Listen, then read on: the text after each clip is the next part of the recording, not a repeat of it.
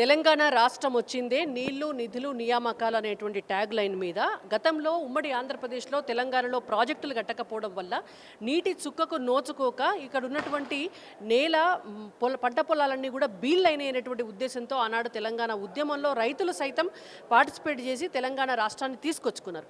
అటువంటి రాష్ట్రాన్ని తీసుకొస్తే 10 సంవత్సరాల కాలం అధికారంలో ఉన్నటువంటి కేసీఆర్ గారు బీఆర్ఎస్ పార్టీ ఆనాడు 1,00,000 కోట్ల రూపాయలకు ఎస్టిమేషన్ పెంచి కాళేశ్వరం లాంటి ఒక కూలిపోయేటటువంటి ప్రాజెక్టును కట్టి రైతులను నిలువున మోసం చేస్తున్నారు. అంటే ఎకరానికి ఒక పంట పండించాలి అని అంటే 2 లక్షల రూపాయల కరెంటు బిల్లే కట్టి దాని ఖర్చు ఎత్తిపోయడానికి 2 లక్షల రూపాయల డబ్బు ఖర్చు అయ్యేటటువంటి ఉద్దేశం పెట్టినప్పుడు అంటే వయబిలిటీ లేనటువంటి ప్రాజెక్టులను కట్టి ఇవాళ తెలంగాణ ప్రజలను తెలంగాణ రైతులను నీటి అవసరాలను అవహేళన చేసినటువంటి కేసీఆర్కు ఇవాళ ఏ హక్కు ఉందని చెప్పి మళ్ళొకసారి ప్రాజెక్టులను చూడ్డానికి మేము వెళ్తాము అని చెప్తున్నారు.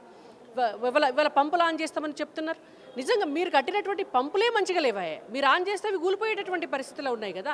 మీరు ఒకనాడు ఇంజనీర్ల సలహాలు పాటించలేదు, ఒకనాడు మేధావుల సలహాలు తీసుకోలేదు, ఒకనాడు అఖిలపక్షాన్ని పిలిచి మాట్లాడలేదు.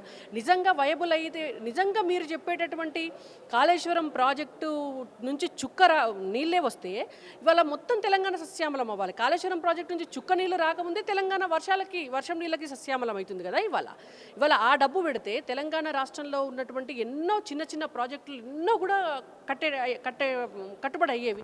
ఇవాళ గోదావరి ఇష్యూ కూడా చూడండి, మీరు బనకచెర్లకి 3,000 క్యూసెక్ల నీళ్లు ఆల్రెడీ వేస్ట్గా పోతున్నాయి అని అంటున్నారు. ఇవాళ మీరు కనుక ప్రాజెక్టులు కట్టి కనుక ఆ వాటర్ని స్టోర్ చేసి ఉంటే ఇవాళ తెలంగాణ రాష్ట్రంలో ఇంకా నీళ్లు మనం నిలుపుకునేటువంటి ప్రాజెక్టులు ఉండేవి కదా. కాబట్టి కేసీఆర్ గారికి ఎటువంటి అర్హత కానీ బీఆర్ఎస్ పార్టీకి ఎటువంటి అర్హత కానీ లేదు. తెలంగాణ రైతులను మరొకసారి ముంచి తెలంగాణ సెంటిమెంట్ అనేటువంటి ఆయింట్మెంట్ పూసి రైతులను మోసం చేయాలని చూస్తారు. లక్షలాది మంది రారు, వేలాది మంది రారు. ఒకవేళ వాళ్ళు బస్సులు కనుక పెట్టి వాళ్ళు బహిరంగ సభకు తరలించినట్టు తరలిస్తే తప్ప నిజంగా స్వతహాగా రైతులు వచ్చేటటువంటి పరిస్థితి అయితే లేదు.